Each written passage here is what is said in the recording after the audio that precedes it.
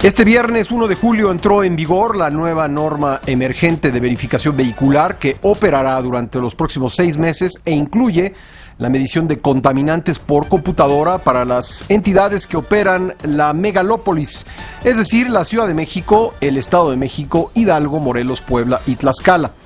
De tal manera que los automóviles que tengan hologramas 0 y 00 pueden circular diariamente, incluyendo los sábados, por lo que regresaron a la circulación hoy más de 1 millón de vehículos que habían sido afectados con el programa Hoy No Circula ampliado. Este viernes pues no circulaban le tocaba no circular a los automóviles con engomado azul, es mi caso, pero ya no estamos en el Hoy No Circula recargado, así que los azules sí salimos a la calle el día de hoy.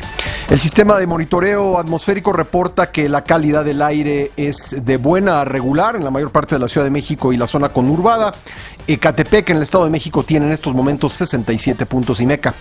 Anoche en Excelsior Televisión platiqué con Martín Gutiérrez Lacayo, coordinador ejecutivo de la Comisión Ambiental de la Megalópolis.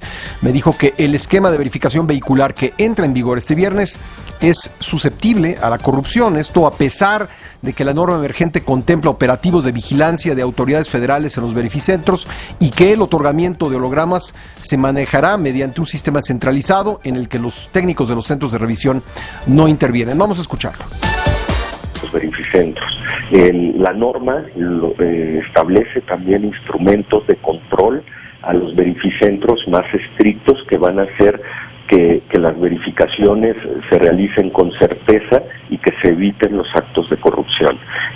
Desafortunadamente no podemos garantizar al 100% porque siempre van a existir aquellas personas que quieran darle la vuelta a la ley, pero el llamado es no lo hagan. Ahorita tenemos integrada también en la norma atribuciones a la Procuraduría Federal de Protección al Ambiente, a la Profepa, para que también esté inspeccionando a los verificentros y establezca en la eficiencia, en la instrumentación, y obviamente va a endurecer también las medidas de sanción a los verificentros, en coordinación con las facultades que Le pregunté a Gutiérrez Lacayo si esta medida ayudará a bajar notablemente los niveles de contaminación en el Valle de México. Explicó que la norma emergente de verificación es solo uno de varios lineamientos que se deben implementar para mejorar la calidad del aire. Escuchemos. Pascal, esta es una de tantas medidas que se tienen que adoptar. Una medida aislada no va a resolver el problema. Y la norma emergente es una de tantas que se están instrumentando. No hay una medida aislada que va a resolver del golpe el problema. Hay medidas de mediano y largo plazo y hay que entender que el que la norma esté ya en vigor no va a eximir que podamos tener una fase de contingencia en los próximos meses, porque esto es una saturación de contaminantes que ya tenemos en la atmósfera del Valle de México, y obviamente las condiciones climatológicas rigen mucho el comportamiento de los contaminantes en el valle. Gutiérrez Lacayo adelantó en titulares de la noche de Excelsior Televisión que en 1 o 2 semanas la CAME dará a conocer otras medidas que incluirán regulaciones a la industria. Algo muy importante, necesitamos invertir en nuevo transporte público intermodal, interconectado, seguro, obviamente de bajas emisiones y de buena calidad, pero próximas fechas, tal vez en un tema de 1 o 2 semanas, estaremos anunciando todas aquellas medidas que también van a la industria, que van a las fuentes de servicio, inclusive a fuentes naturales para incrementar la cobertura vegetal en las ciudades, temas de reforestación. Es una cantidad de medidas, se han analizado más de 168. Sin embargo, esta mañana el gobierno de Morelos anunció que debido a que no cuenta con la tecnología necesaria para implementar la nueva norma emergente, pues suspendió la verificación vehicular hasta el 2017. O sea, ya empezamos mal. Desde hoy, las cámaras de videovigilancia de la capital del país cazarán en tiempo real a los vehículos que emitan humo y darán aviso al control de tránsito de la Secretaría de Seguridad Pública para que haga la detención correspondiente. Y es que pues en estos días de de Hoy No Circula recargado, pues abundaron las fotografías en redes sociales de automovilistas o de transeúntes que tomaban fotos de vehículos que contaminaban ostensiblemente. Y pues el comentario era, ¿cómo puede ser eso, no? ¿Cómo pueden estar circulando estos vehículos cuando vehículos que pues cuidan su motor están parando un día a la semana? Además, la Secretaría de Movilidad informó que a partir de este viernes se reanudará el cobro del pasaje con las tarifas establecidas en los sistemas M1, antes RTP, y de transportes en circulo ampliado. Durante los 87 días que estuvo vigente la medida, el gobierno de la Ciudad de México apoyó con aproximadamente 56 millones de viajes gratuitos en estos sistemas.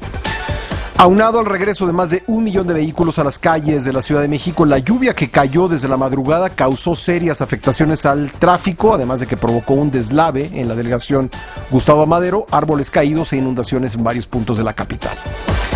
En otros temas, el secretario de Desarrollo Social, José Antonio Meade, señaló que para este fin de semana el abasto de alimentos en las tiendas Diconsa ubicadas en Oaxaca podría llegar a ser de entre 90 y 95% gracias al puente aéreo que se realiza con el apoyo de helicópteros y aviones del ejército para llevar productos de la canasta básica. El gobierno de Chiapas informó que ya se normalizó el suministro de combustible en las zonas donde hubo desabasto tras la apertura en los caminos para que pasaran pipas con gasolina. Funcionarios de la entidad agilizaron la distribución en las estaciones de servicio. Sin acuerdos concluyó la mesa de diálogo entre los familiares de las víctimas de Nochistlán, Oaxaca, y autoridades de la Secretaría de Gobernación.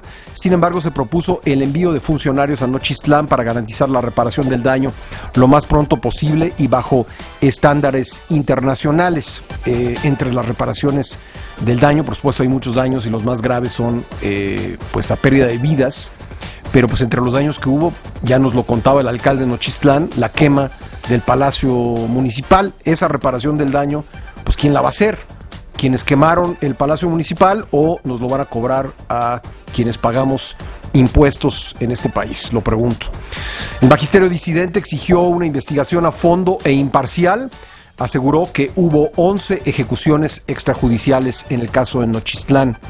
Integrantes de la Coordinadora Nacional de Trabajadores de la Educación continúan con las protestas. Anunciaron que en las próximas 72 horas intensificarán los bloqueos a fin de retomar la mesa de diálogo. Así que, por un lado, la Secretaría de Gobernación dice, cuando bajen las protestas, reanudamos el diálogo.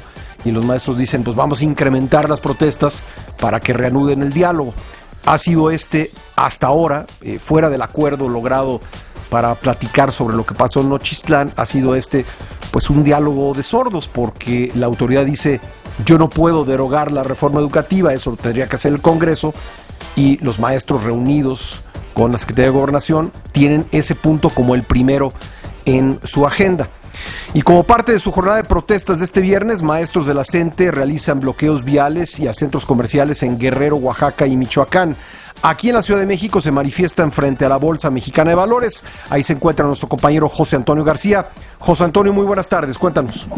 Hola, Rafael, ¿cómo estás? Qué gusto saludarte. Y efectivamente, bueno, pues esta jornada de manifestaciones se caracterizó este día porque los maestros se desplazaron en esta llamada Operación Hormiga hacia la Bolsa Mexicana de Valores, donde de inmediato un grupo de elementos del Cuerpo de Granaderos se desplazaron a este lugar para resguardar las instalaciones, pero bueno, conforme estaba esta lluvia bastante fuerte hoy por la mañana, estos profesores decidieron retirarse hacia la Procuraduría General de la República, donde bueno, pues ahí permanecieron también algunos minutos, estuvieron lanzando algunas consignas y posteriormente ya han decidido regresar hacia su campamento. No nos dicen si van a realizar actividades por la tarde, posiblemente se estén realizando algunas movilizaciones aquí en el perímetro de la zona del Paseo de la Reforma, y desde luego pues nosotros estaremos muy pendientes a dónde se desplace los grupos de manifestación para desde luego alertar a todo nuestro auditorio. Por lo pronto, Pascal, la información que tenemos, regresamos contigo al estudio. Gracias, José Antonio. Pues sí, puede ser un viernes complicado, es viernes de quincena, viernes de lluvias, viernes de regreso a la circulación de más de 1 millón de vehículos, así que pues sí, agréguele una marcha como la de ayer por la tarde, que dejó varados a muchísimos automovilistas, y pues podemos imaginar que va a ser un viernes complicado en materia de circulación acá en la capital del país. En Nuevo León, algunas escuelas realizaron hoy un paro de labores en apoyo a la CENTE y en rechazo a la reforma educativa. Hasta el momento no se ha dado a conocer el número de escuelas en paro, pero vamos hasta Monterrey con nuestra compañera Araceli Garza. Araceli. Sí, muy buenas tardes, Pascal, un placer saludarte. Pues efectivamente bastante complicada la situación con el magisterio a nivel nacional. Déjame decirte que aquí en Nuevo León se realizó un paro pues escalonado acerca de estos planteles educativos, bueno, de los maestros que están en contra de la reforma educativa. Primero fue este paro de labores en los planteles educativos de municipios como Guadalupe, San Nicolás, Escobedo, Apodaca, Monterrey. Y bueno, de ahí los maestros que no acudieron a estos salones de clases estuvieron en la explanada de los Héroes en la Macroplaza, en donde realizaron un mitin y posteriormente comenzaron a marchar por lo que es el primer cuadro de la ciudad, alcanzando la avenida Constitución a temprana hora, por lo que el caos vial fue bastante importante y pues ocasionó la molestia de los automovilistas. También estuvieron ahí en el Congreso local, en donde entregaron un escrito en donde piden que se frene esta reforma educativa. Entonces seguirán las actividades de los maestros en contra de esta reforma y esperemos qué es lo que pasa en las próximas horas, Pascal. Claro que sí, estamos al pendiente. Araceli, muchas gracias por el reporte. Claro que sí, gracias. Al participar en la cumbre de la Alianza del Pacífico en Puerto Varas, Chile, el presidente Enrique Peña Nieto dijo que la alianza no solo es una realidad, sino un referente de integración a nivel internacional, y agregó que Chile, Colombia, Perú y México están más comprometidos que nunca con una verdadera plataforma de integración. El PRD realiza mañana su Consejo Político Nacional para elegir a su nuevo presidente nacional luego de la renuncia de Agustín Basabe. Entre los candidatos más fuertes se encuentran Alejandra Barrales, Beatriz Mojica y Pablo Gómez. El PRI saludó el freno del Congreso de Veracruz al nombramiento del fiscal anticorrupción, que supuestamente o presuntamente, para eso lo iban a elegir, cuidar las espaldas al gobernador saliente Javier Duarte. El secretario técnico del Consejo Político del PRI, Joaquín Hendrix, aseguró que es una señal inequívoca de que los órdenes de gobierno no hacen oídos sordos al clamor de la ciudadanía. Sin embargo, el Congreso veracruzano aprobó la creación de una sala anticorrupción cuyos magistrados serán nombrados por Duarte de Ochoa. Además, el aún gobernador solicitó al Congreso del Estado enajenar la residencia oficial Casa Veracruz a favor de la Comisión Estatal de Derechos Humanos. Elementos de la Policía Federal detuvieron en Metepec, Estado de México, a Nicandro Barrera Medrano, alias El Nica, uno de los fundadores de la familia michoacana y también de los Caballeros Templarios. Este sujeto está considerado como uno de los objetivos prioritarios de la estrategia Michoacán, y la PGR ofrecía una recompensa de 3 millones de pesos por su captura. Mientras tanto, en Cuernavaca, Morelos, fuerzas de élite de la Policía Federal y del Ejército detuvieron a Víctor Hugo Benítez Palacios, identificado como presunto líder del grupo delictivo Los Tilos, brazo armado de Guerreros Unidos, vinculado con la desaparición de los 43 normalistas de Ayotzinapa. Fíjese, esta detención es muy importante porque recordará la pista que aportó la Comisión Nacional de Derechos Humanos, la pista de Huitzuco, como uno de los autobuses que transportaba a los normalistas fue detenido cerca de Iguala, en un lugar conocido como Puente del Chipote, y ahí habrían sido bajados varios de los estudiantes, subidos en patrullas de la Policía Municipal de Huitzuco y pues conducidos a un lugar que no se sabe. Pero este hombre, Víctor Hugo Benítez Palacios, quien es parte de una familia de varios hermanos, habría sido, de acuerdo con la información que han dado a conocer las autoridades, quien se encargó del operativo para detener este autobús, al que le poncharon las llantas a balazos y después le quebraron los cristales y obligaron a bajar a los pasajeros, en este caso los normalistas. Su hermano y líder de esta célula pues fue detenido en condiciones similares. A los dos hermanos los detuvieron al estar hospitalizados. Al hermano Alejandro en la colonia Roma, aquí en la capital del país, hace ya varios meses, y ahora a Víctor Hugo Benítez en Cuernavaca, Morelos. Las playas del Pacífico mexicano están afectadas por el fenómeno mar de fondo, por lo que las autoridades de protección civil, desde Baja California hasta Chiapas, alertaron a la población a no caminar por la playa debido al oleaje elevado y corrientes de arrastre. Lo financiero. En la economía y las finanzas, el ingreso de divisas por remesas alcanzó los 10.867 millones de dólares entre enero y mayo de este año. Esto representa 9.54% más que en el periodo similar de 2015, de acuerdo con el Banco de México. Analistas consultados por el Banco Central redujeron su previsión de crecimiento económico para este año de 2.44 a 2.36%. La estimación tomó en cuenta la aprobación de la salida del Reino Unido de la Unión Europea. Sin embargo, no considera el alza de la tasa de interés anunciada ayer por el Banco de México, que pasó de 3.75 a 4.25%.